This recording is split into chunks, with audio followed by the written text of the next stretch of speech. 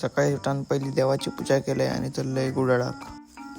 कुत्र म्हाका स्टॉपवर सोडू किल्लो काय आपली टाकी रिकामी करू किल्लो ता काय समजाक नाही.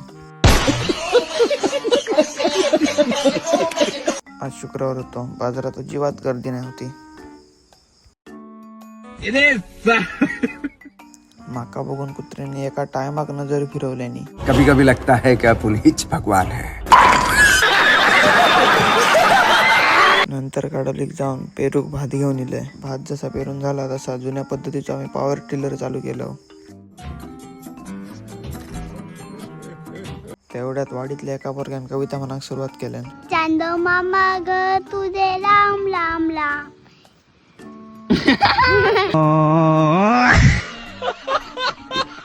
बेडूकुडी बघा. मतलब वो अलग ही लेवल का बंदा था.